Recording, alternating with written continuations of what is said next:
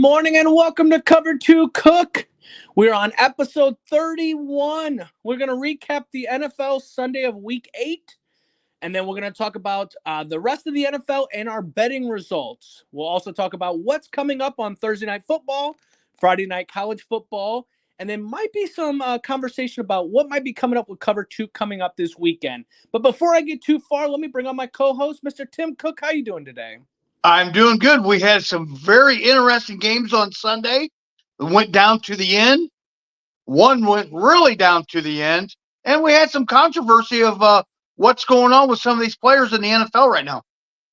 Totally agree. We'll definitely get into all of that because obviously a lot of Bears fans had their heart broken on Sunday. And then some Colts fans might be happy now. We'll see what that. But let's start with our first must-watch game, the Falcons versus the Bucks. And you could tell that Tampa is definitely injured. What do you think about this game? Yeah, this was, the first half, Atlanta came out just firing. Kirk Cousins was just throwing the ball down the field like he did in the first game at Atlanta. He had 3 touchdowns and 224 yards in the first half. I mean, this game was high scoring. That questionable call I seen where Pitts was kind of showboating right at the deal. I thought he may have fumbled it before he broke the plane. I was like, oh my gosh, you can't get the ball in the end zone, okay? Stop showboating, quit styling, just get the ball in the end zone, okay? As an older person, just get it in there, okay? You don't need to showboat, But then the Buccaneers tried some trickery on their own. They had a fake punt.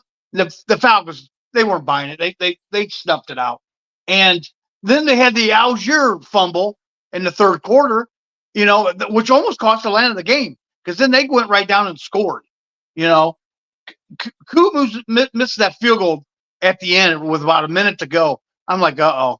This is perfectly set up for Atlanta or for Tampa to go down and score. And Mayfield just could get the ball in the end zone. And they end up losing 31-26. This was actually a pretty good game. Cousins should play Tampa every week because he might have about 5,000 yards against this team. Their secondary is beat up for Tampa. And I thought this was actually a pretty good game. Yeah, I was going to ask you right off the bat, what did you think about those jerseys, though, for Tampa? I like them creamsicle jerseys. That's old style 76, 77. When they came out in the league, I thought them were probably one of my top 5 between that and the Denver's Orange Crush. You've got Cleveland's even is a pretty good one. I like them old style uniforms. Some of these uniforms from this year, like Houston's black, red, and no, they could keep those. But I love those. I'd put it right up there as one of my top 5 uniforms in the NFL. Really? I actually disagree with that. I like the orange of Broncos, right? And but it kind of fits there. It fits. And I get that the Buccaneers had a different color scheme, and that's why it was the cream and all that stuff. I get all that stuff, but it just doesn't make sense now, right? Like they have the red and it's orange.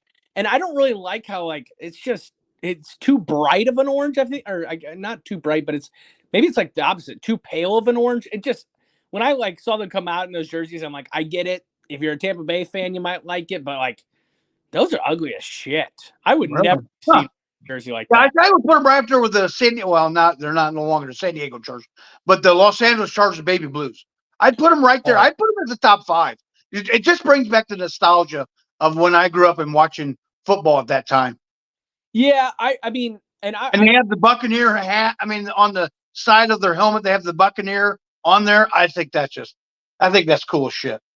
Yeah, see, there's a special place in my heart for that baby blue. Doesn't matter what team plays. Yeah, I agree with that. Yeah. And things like that. Any team that has that baby blue, I love that color. I think it's one of the best jerseys. But yeah, this one. But for the game, though, I definitely agree. Kirk Cousins has a career game against these Buccaneers every time, but you got to do it in the second half.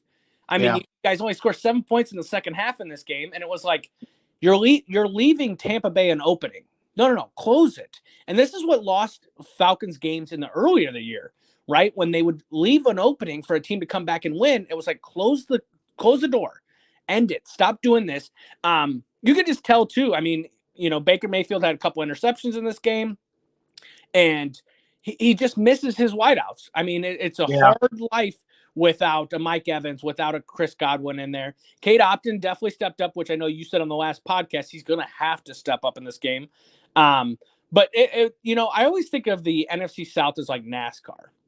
It's like one of these things where you just know it's going to be a long game. It's going to be kind of boring, but the end will always be great.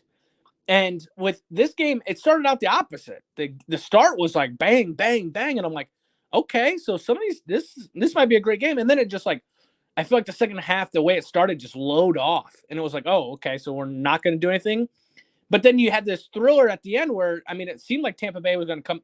I really thought they were going to come back and win this game, and it was like, if they do, I still don't think they're the best team. I think the Falcons are, but then it just shows how bad the NFC South is.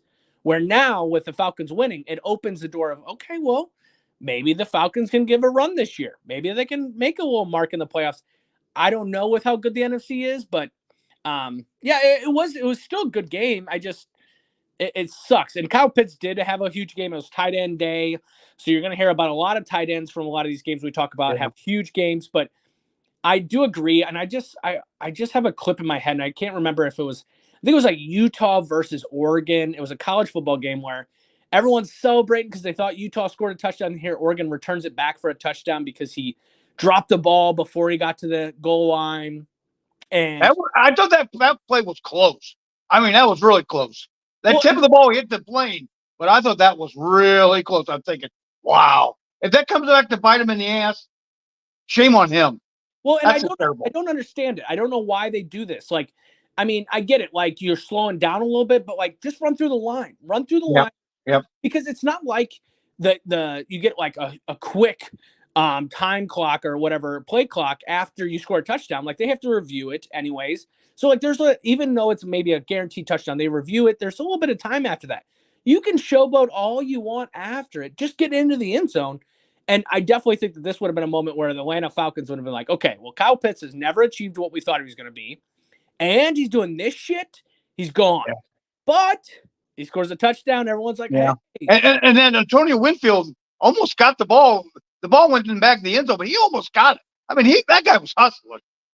Yeah, but I mean, you'd rather take that and take it as a 20. I'll take it as a 20 all day. Right.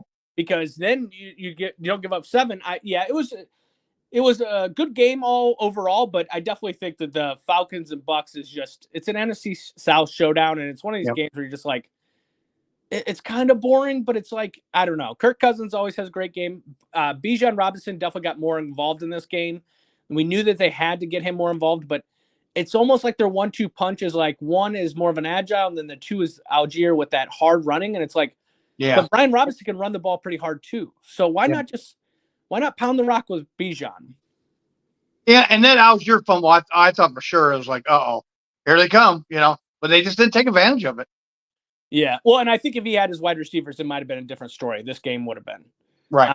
It's hard for that, and he'll get Mike Evans back, but he's not getting Chris Godwin this year, and I don't see them going out and getting anyone either. So it's going to be a long year. Because now they're behind. They got swept by Atlanta, and they've already got a lead on them, so it's going to be hard for them to come around. Come back. Totally agree. Well, that moves to our second game, the Bears versus the Commanders, and this comes down to a Hail Mary at the end. Daniels does play the whole game, but you could tell he wasn't 100%. It was a very, field goal oriented for the Commanders. The Bears just kind of shot themselves in the foot too many times, and it eventually beat them up at the end. It got them at the end. The last play, it just was one of these things where you got to focus. There's still clock time. And then finally, I'll say about the Bears is they're going to have some injuries going forward with the offensive line. But what did you think about this game? Yeah, this was kind of a snooze fest. You can tell the Bears, this coach, Eberflus, I think he's got to go. I'm not saying he's got to go this year, but going forward, he's got to go. They have got to get a offensive coach for Caleb Williams, because I think Caleb Williams is the real deal. But he didn't have this team ready to play in the first half. I mean, Caleb Williams only had, 38 yards of passing at halftime? You just came off a bye. You had 2 weeks to prepare for Washington. 2 weeks, Eberflus, and you couldn't get the job done in the first half. Luckily, Washington let you keep playing with them, because all they were doing was kicking field goals. So you're lucky you were down 28-0, instead of 12-0 at halftime. You've got to be better prepared for that team. This team, I think, Washington is for real. I don't get it. I don't get it, And so then they get the ball and they have a 12-7 lead. They're driving down the field. So what do? We decide to use a lineman to run the ball in for the lead. You don't do shit like that. If you're up by 21, yes. If you want to do a little trickery and do that. But I was watching, Mark Sletterth was on one of the shows on FS1. And he said, you know how much stuff linemen have on there? He says, when the guy got the ball, he says he had his arm braces still on, his wrist braces. And he said, their hands are sore from tugging on people. You don't do stuff like that. I thought you got to give it to Roschon Johnson. And it came to prove that he did, Roschon got him the lead, but they could have had a bigger lead. You don't do that. That offensive lineman, no way. He should be running the ball. This isn't the 80s. This isn't Fridge Perry running it in instead of the other guy. I can't think of his name. It's in the Super Bowl. You don't do that. Luckily, it didn't cost you at that time because then Roschon ran it in. But then, they get the ball back. They go down the field. They play this prevent defense, or I don't know, some similarity of it, and they don't get the ball down 15 yards. So then he's now got a 65-yard heave to go down there. Now, we'll talk about Tyreek Stevenson in a minute, but you just don't. First thing they teach you, Anthony, if you're a defensive guy, is what when you throw a Hail Mary. Smack it down. Smack it down. What do? They tip it up. And that guy in the back of the end zone is caught the ball. And there's the ball game. Well, now, I think go ahead. I think when you look at this game too, DeAndre Swift, they had 129 rushing yards. You didn't open up the passing game for shit. I was playing against a person that had DJ Moore, and I wasn't worried. He had 2 catches for 27 yards. I definitely agree. There was no preparation into this game. I know that Jane Daniels was questionable going into this game, but their defense wasn't. So why is offense orchestrated? It had a great run going into the bye, which is when you okay, keep this momentum going. And I get it. Maybe the first quarter you got a little rust. Okay, I get that, right?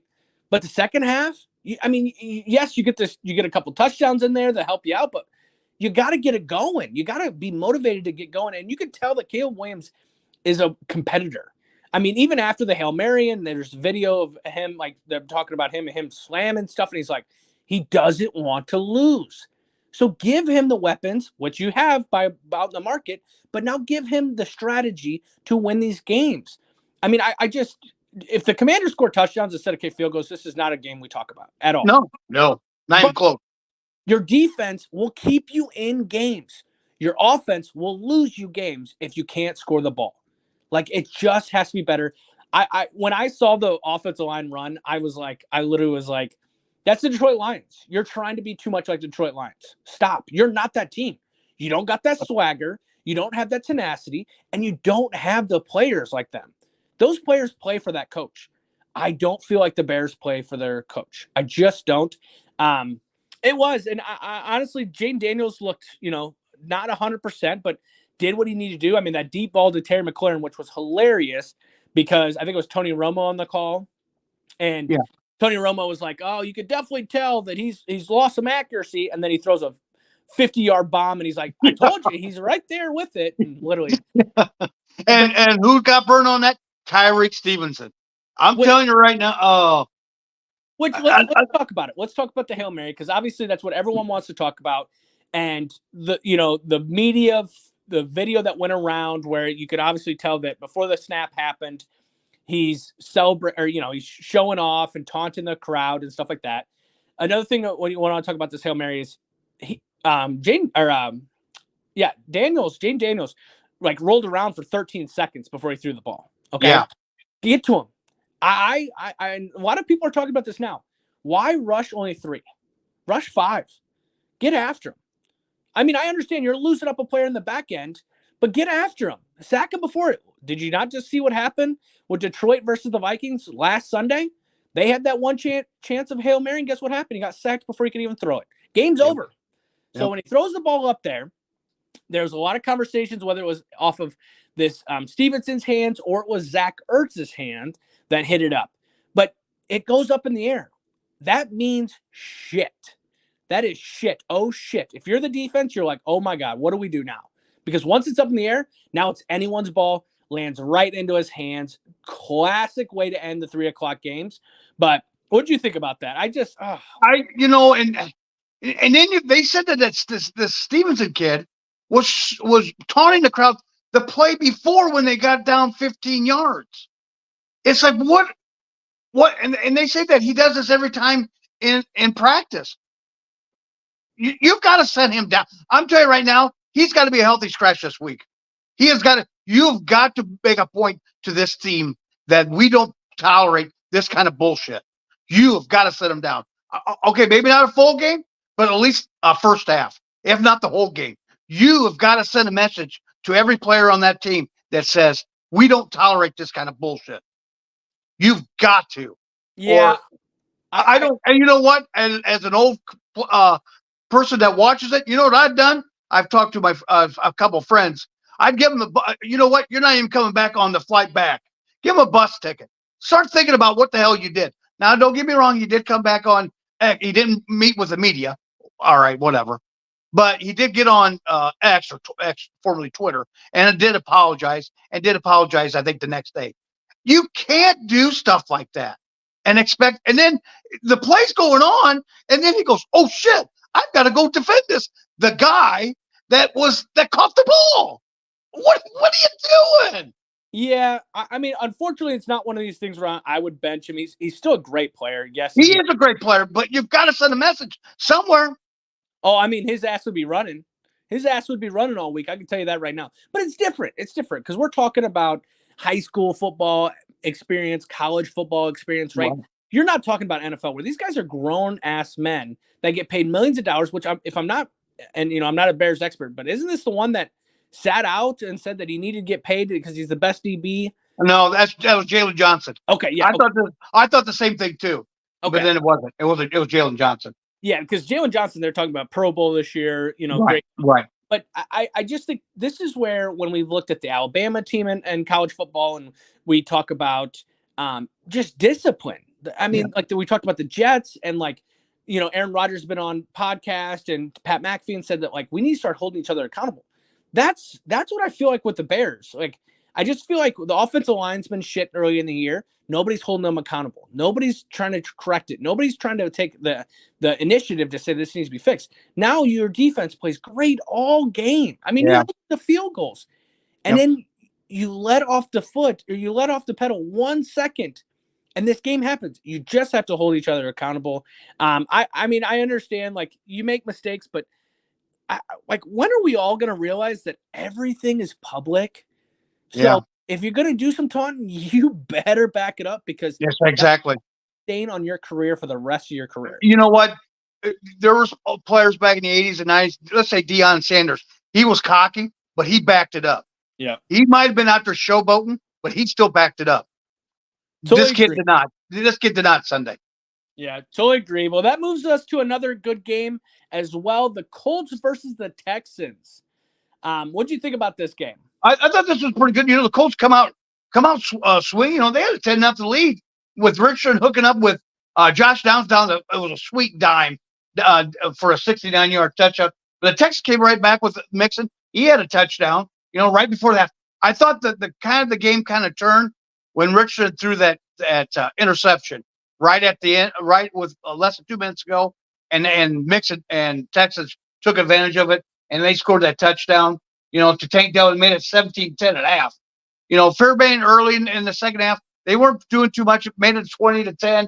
And then Richard goes down late in the third quarter, and Diggs goes down late in the third quarter with a knee injury.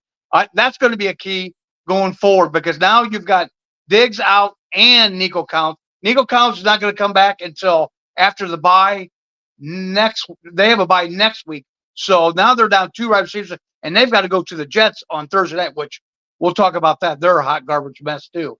But Richardson, and then they end up getting it to 23-20. The Texans fumble the ball, just can't finish games, the Texans. I'm kind of disappointed with them this year because I thought they would do a lot more. I mean, don't get me wrong. Without Nico Collins, I think they're struggling. I mean, Mixon missed a couple games this year, So I mean, but it just seemed like they just Richardson is not there yet. Now, don't get me wrong. He didn't hardly play last year, but he mismanagement of clock at the end of this game kind of cost him. I mean, didn't cost him the game, but cost him a chance to, get a chance for a win or at least tie the game. Yeah, this Texans team surprises me just because you didn't have any of a running attack last year, and you're in the playoffs, and you're looked at as a team that like, okay, well then they go out and get Joe Mixon, and Joe Mixon is having a hell of a season. I mean, over another 100 yards this week, and then it seems like the passing game now has just kind of came to a crunch. I mean, I totally, no pun intended with Stephon Diggs' knee, but like with him going down and Nico Collins going down, I mean, you still got Tank Dell there. You still got Dalton Schultz. You still got this Mechie or whatever. Yeah. You still got players to make weapons. It just seems like, I don't know. It's just, I don't even know how to like read it, but like the Colts always have their number. They always do. And whether they win or not, they just have their number of keeping a close game. Yeah. But in this game, it was just one of these things where it was like, is the Colts going to come back and win this game? I mean, in Houston, are they actually going to come back and win this game? And then Houston gets their, the break, but the Joe Mixon fumble, it's just like, yeah, that could almost, I mean, that almost killed him. I mean, that guy scooped it up and he was going to score. They let the play run out. The referees did, but luckily somebody touched that DN, or they would have won. Yeah, it was just one of these things where it's like, that's not a playoff team. That's just not a playoff team. Maybe you get to the playoffs, but you're going to lose these games. You can't let these little things just keep coming up. And obviously, Jonathan Taylor looks good for the Colts. I mean, we talked about the running attack before the game, and both had over 100 yards. Josh Downs gets, that outside of that 65-yard, only gets about 3 more catches. But when Anthony Richardson's in, they're a whole different team compared to when Joe Flacco's playing, because they're more run-oriented. They're packing the box, but he doesn't have the vision yet to get these other wide receivers open. I mean, Michael Pittman only having 1 catch is ridiculous. Ridiculous. He is too good of a wide receiver to only have 1 catch. This Alex Pierce, I mean, like 1 catch. I just don't think the DBs for the Texans are that good to be that good, or to hold them to this little. I will say, though, the Daniel Hunter had 2 big sacks in this game at the end, close to the end, that, switched everything up for the Colts. It's just, but I mean, the conversation we have to talk about in this game is the tap out with Anthony Richardson. What do you think about that? That's crazy. You don't do that. You are a NFL quarterback. There is only 32 of you in that league. You just don't do that. You either run a running play, take a timeout, or do a running play, but you don't tap out. I'm interested to hear what you think. I mean, you played football. Have you ever seen that before? A quarterback do that, other than if they're hurt? But to see that, or even you played football, did you ever take your helmet and go and tap it? See, so I guess my thing with this is like, it was a long play, right? Like he gets out of a sack and he only gets a couple of yards, but the sack he gets out of, he kind of twists a certain way. And I'm like, when he goes down, I was like, okay, shit, he's hurt. That's why he's tapping. Right. Then it's like, if you're hurt, then you stay on the ground so that you don't have to waste a timeout and they come and get you, kind of thing. I mean, we see all these teams fake it all the time. So like, what? And then when he taps and then he goes and takes a knee over there, it was like, holy shit. He just tapped out like he's a running back. Like he's a wide receiver. Like there's nobody that takes your place that can do almost the same thing you can. You just can't do it. And what? Oh, go ahead. Well, and I would say a lot of situations when this happens, when the quarterback gets out of this in a huge way, the offensive coordinator knows, well, shit, he's probably wiped. Or back when Michael Vick used to be a quarterback and go for these huge runs, they'd be like, okay, you know what they do the next play? They hand it off. Because guess what you don't have to do? You don't have to do shit. You catch the ball, you hand it off. So I didn't understand the tap. And then you're bringing in a cold Joe Flacco for a 3rd down play where you guys need these points. You need him. He can't throw the ball because he didn't know that he was going to come into the goddamn game. And And what did Flacco do? He handed the ball off. Well, and that's the thing. I mean, Pat McAfee went off on this whole situation. and because he's a Colts diehard person. I totally agree with everything he said. It's just one of these things where it shows you're not ready to lead yet. It Yeah. it, it was a bad mistake. I saw that he did speak to the media, and he told them that he was like, I was just telling Todd, I told Shane that I just needed a break. Well, take the Yeah, I break mean, when he doubled down on it at the conference, at the press conference. He doubled down and said, "Yeah, I was tired." Just tell him you thought you were hurt. Yeah. Don't tell him that. I Yeah. mean, he doubled down on it. It's like, oh, buddy, you have a lot to learn about playing football. Yeah, the PR team was like, definitely they should have bet on that one by letting him Yeah. go say that. But I think the other big news of this game is Stephon Diggs going down, obviously out for this season. It sucks to see because he was on a 1-year contract. It was kind of a make it or break it year. This injury is obviously going to put him back a while. I wouldn't be surprised if you go see the Texans do something in the trade market for a wide receiver. I know they have all these other weapons, but they're just too good to not. And their record right now, 6-2. You got to go get something. It just may not be a splash play, but it might be something to just help this offense as well. Yeah, you could, because Collins and Tank Dell are not going to be able to do it all. Michi, I think, is just a fill in to get you by till this week. But yeah, you've got to go out and get something, make a trade for something. Well, let's talk about the rest of the NFL. There was a great Sunday. If you're watching Red Zone, that last 2-3 minutes, holy shit, was it crazy? But let's give the results of them. The Eagles beat the Bengals 37-17. Jalen Hurts has a huge 3-touchdown game. Browns upset the Ravens, maybe the upset of the season so far, 29-24, with Jameis Winston throwing 3 passing touchdowns. The Lions curb stomped the Titans 52-14. They scored over 14 points in every quarter except for the fourth. The Cardinals beat the Dolphins at the end with the last second field goal, 28-27. The Patriots beat the Jets 25-22. Packers win against the Jaguars 30-27. The Chargers beat up a really injured, riddled Saints 26-8. The Buffalo Bills beat up on the Seahawks 31-10. Broncos show that they're still a good team with a 28-14 win. The Chiefs beat the Raiders 27-20. Kind of looked like it was going to come down to the end on this game. And then the Cowboys and 49ers give us a thriller on a Sunday night. Hopefully you stayed up to watch the second half, because otherwise it wasn't much of a 30-24. And then last night, the Steelers with Russell Wilson beat the Giants 28-16. What did you think about this Sunday? I thought it was pretty good.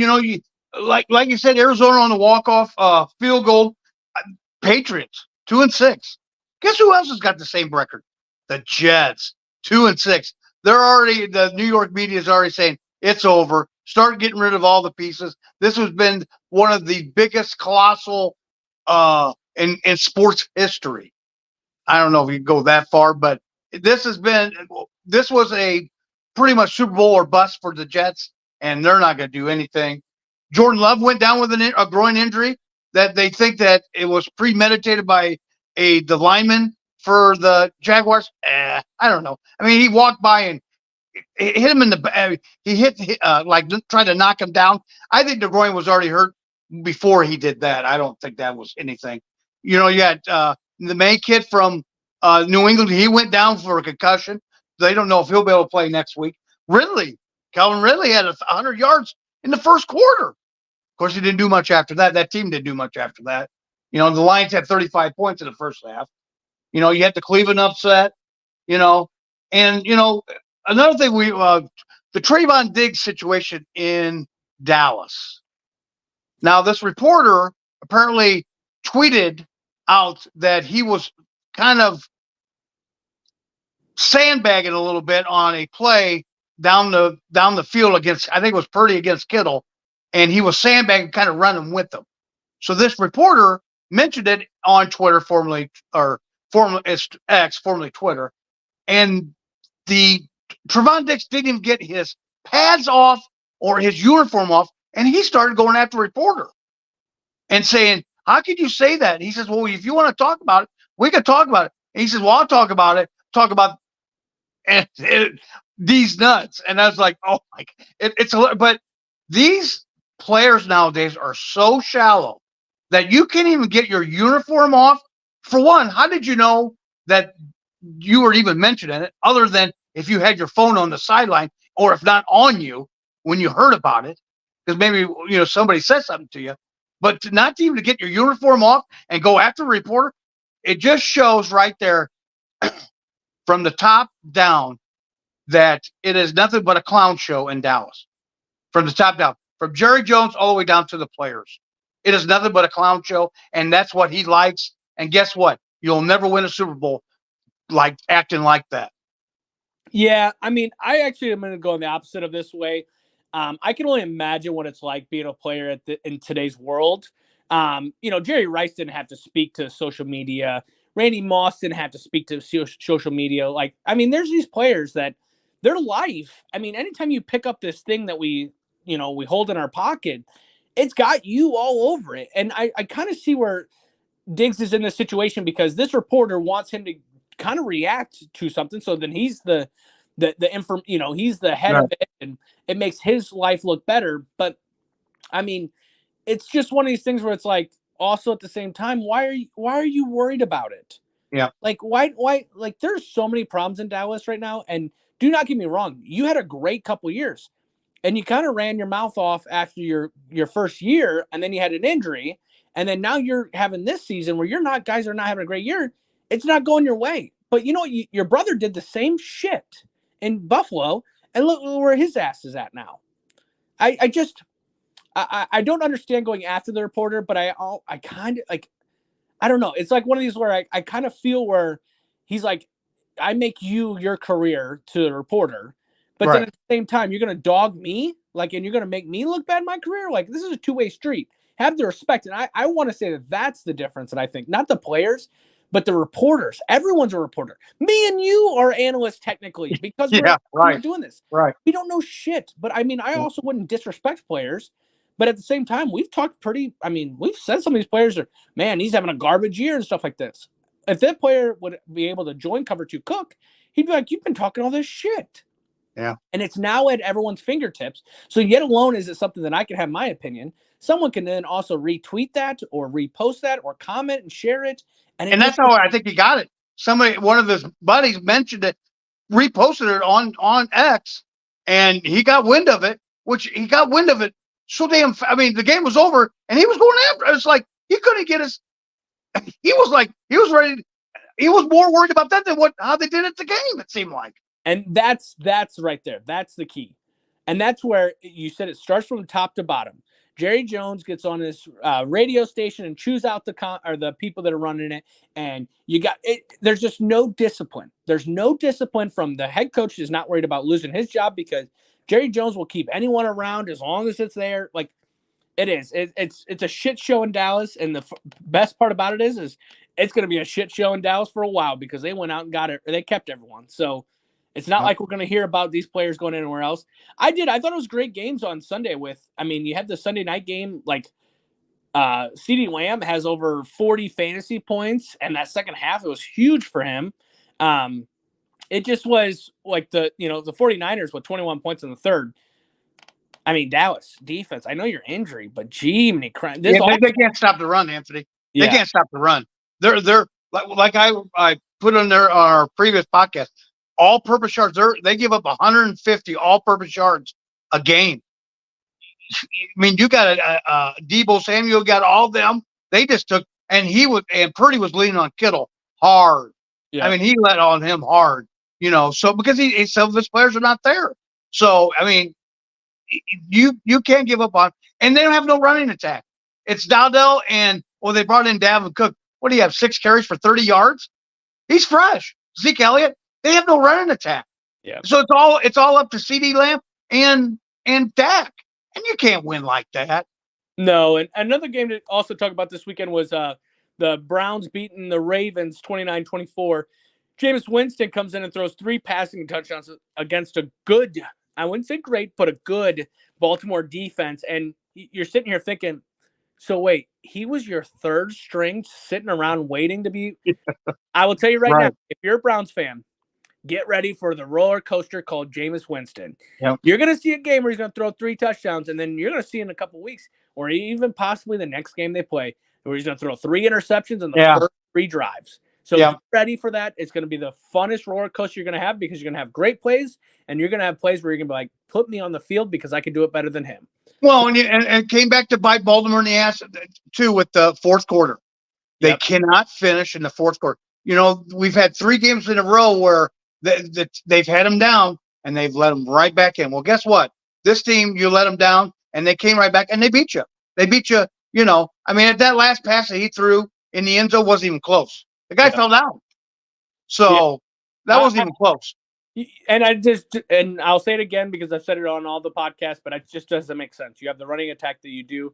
How can you not? But how'd you end up betting this week? I didn't do so well. I went 0 for 3. The Bears game I took on the money line. That Hail Mary kind of hurt me. I had the Dolphins given 3.5. They ended up losing by 2.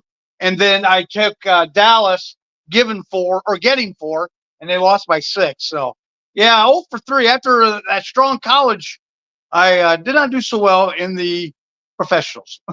Well, and I didn't do much better. I ended up 1-2. The Eagles get me with that Eagles versus Cincy. I took the Eagles plus 2.5. They end up winning the game, so that was a nice one.